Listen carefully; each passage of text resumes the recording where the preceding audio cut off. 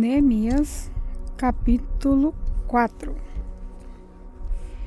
Quando Sambalate soube que os judeus estavam reconstruindo as muralhas, ficou furioso e começou a caçoar de nós, diante dos seus companheiros e do exército dos samaritanos. Ele disse: "O que é que esses judeus miseráveis estão fazendo? Será que eles pretendem reconstruir a cidade?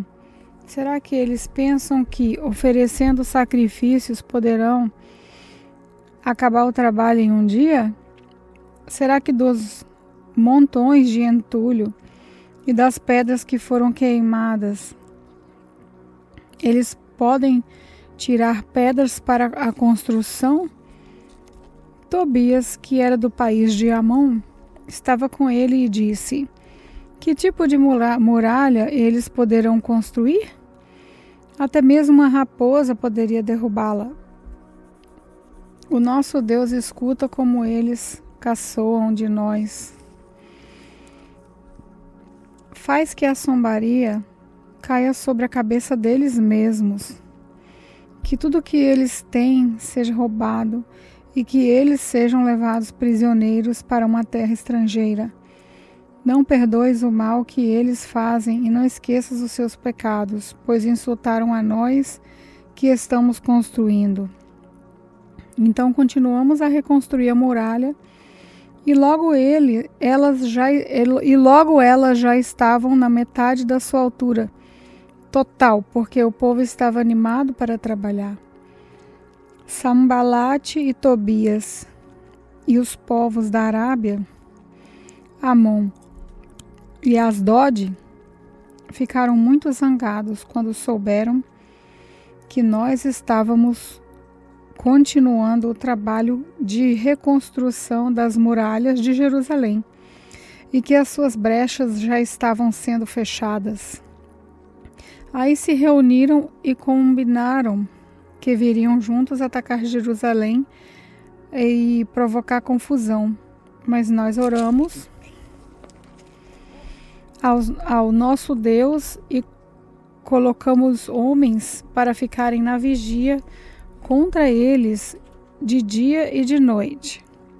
O povo de Judá cantava uma canção assim: "Os carregadores já estão cansados e ainda há muito entulho para carregar.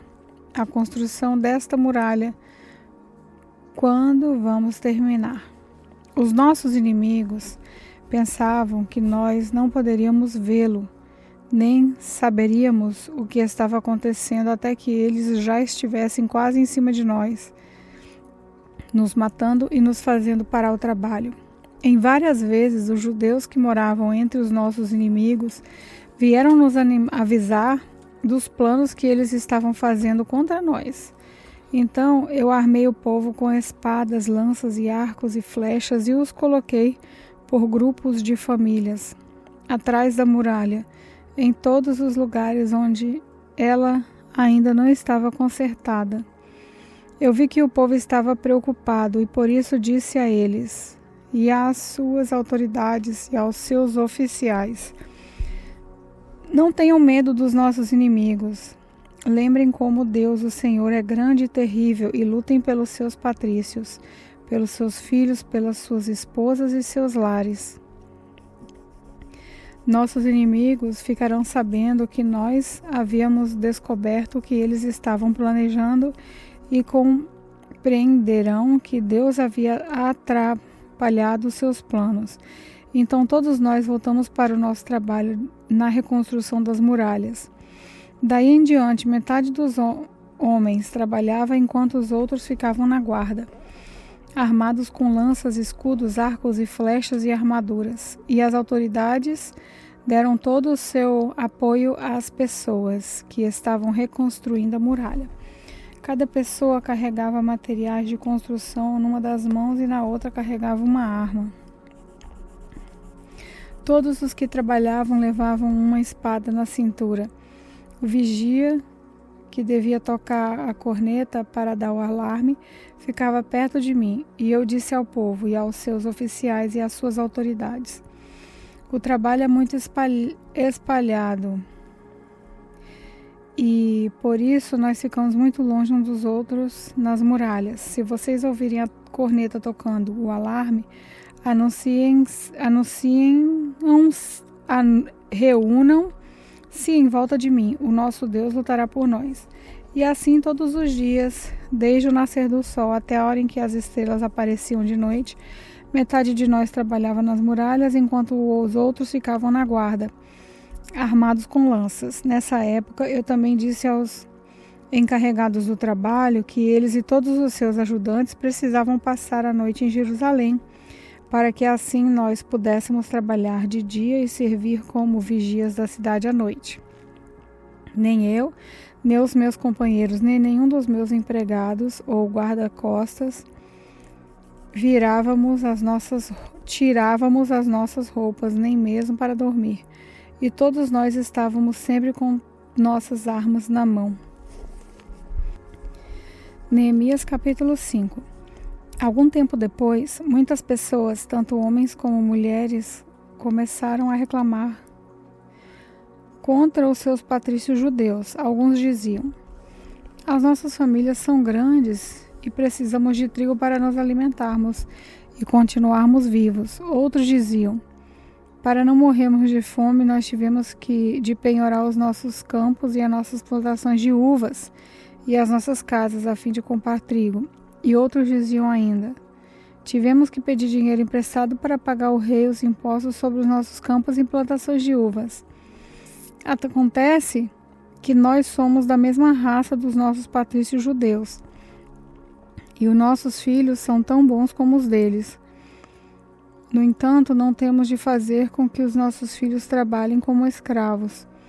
Algumas das nossas filhas já foram vendidas como escravas. Não podemos fazer nada para evitar isso, pois os nossos campos e as nossas plantações de uvas foram tomados de nós. Quando eu, Neemias, ouvi essas queixas, fiquei zangado e resolvi fazer alguma coisa. Repreendi as autoridades do povo e os oficiais e disse: vocês estão explorando os seus irmãos. Depois de pensar nisso, eu reuni todo o povo a fim de tratar desse problema e disse: de acordo com as nossas posses, nós temos comprado dos estrangeiros os nossos patrícios judeus que tiveram de se vender a eles como escravos. E agora vocês, que são judeus, estão forçando os seus próprios patrícios a se venderem a vocês? As autoridades ficaram caladas e não acharam nada para responder. Então eu disse: o que vocês estão fazendo é errado. Vocês deviam temer a Deus e fazer o que é direito, em vez de dar aos nossos inimigos, aos não-judeus, razão para caçoar de nós. Eu e os meus companheiros e os homens que trabalham para mim temos emprestado dinheiro e trigo ao povo, e agora vamos perdoar essa dívida. Portanto, vocês também perdoem todas as dívidas deles, dinheiro, vinho ou azeite.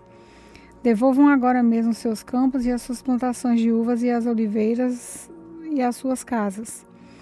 As autoridades responderam: está bem, nós vamos fazer o que você está dizendo. Vamos devolver as propriedades e não vamos cobrar as dívidas. Então eu chamei os sacerdotes e fiz as autoridades juntarem que cumpririam essa promessa.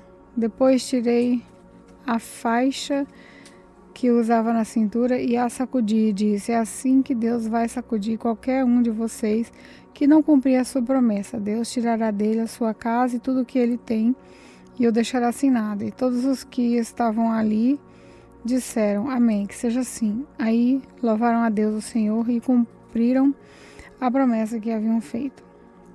Durante os 12 anos em que fui governador na terra de Judá, desde ao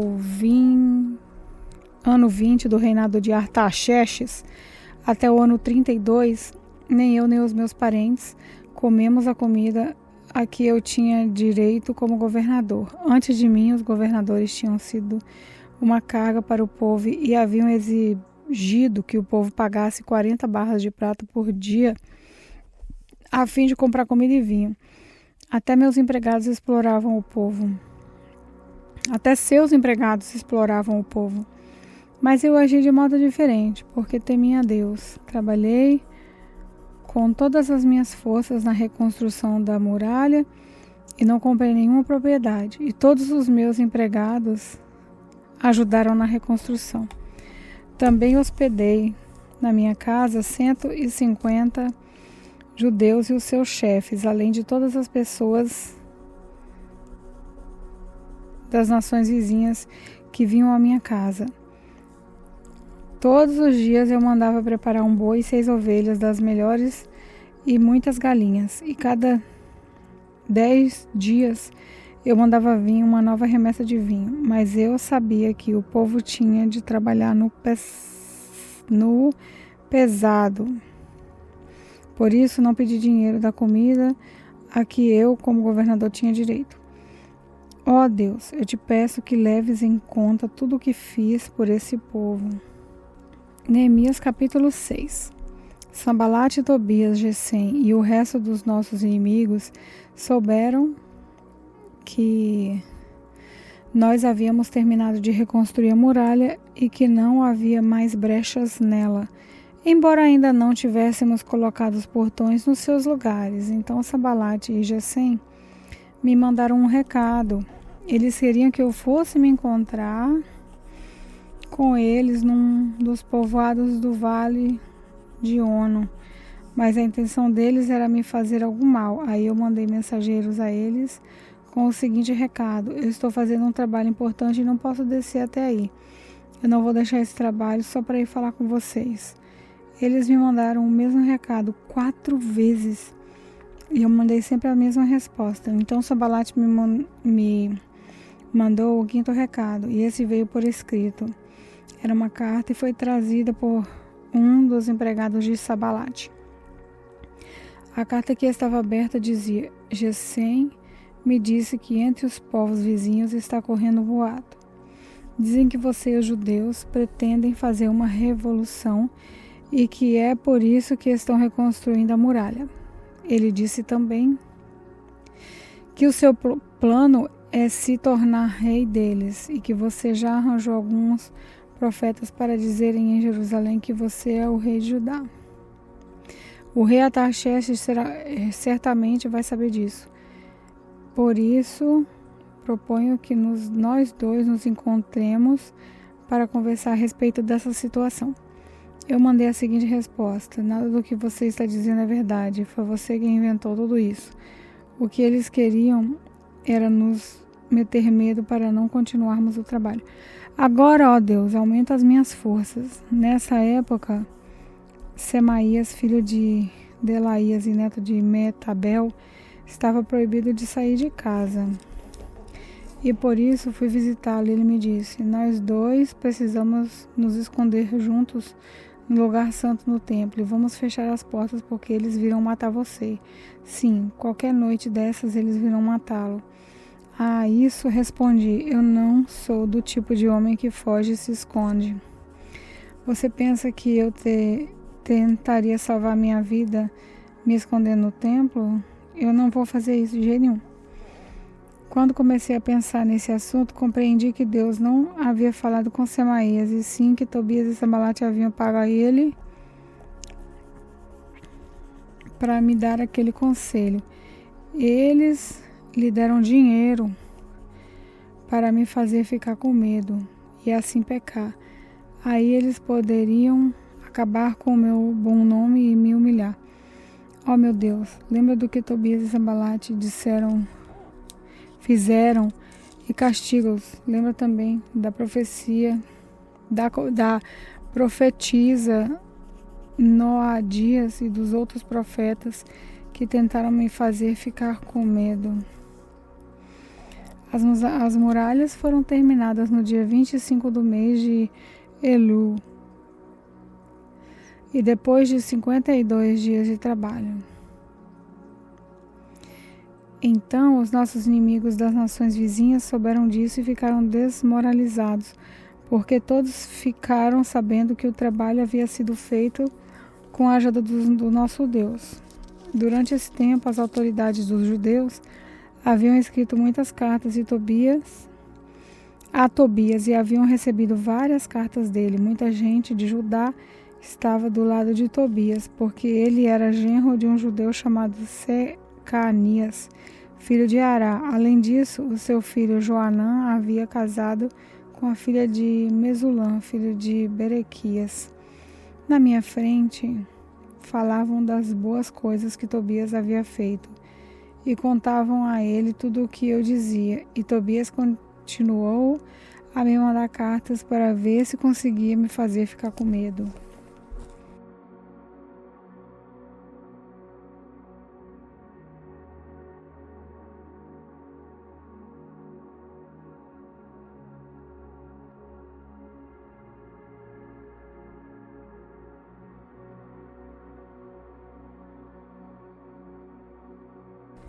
Paz do Senhor, quem fala é a irmã Emily e vamos fazer uma pequena oração para fechar a leitura de hoje. Senhor Deus, muito obrigado por essa oportunidade de escutar da Tua Palavra, obrigado por a oportunidade de estarmos conectados com Você através da Palavra e obrigado que o Espírito Santo está também nessa Palavra e nas leituras. Obrigado, Senhor, pela Tua graça e pela Tua bondade, e que o Senhor venha nos acompanhar e venha falar conosco durante o nosso dia. Em nome de Jesus, amém.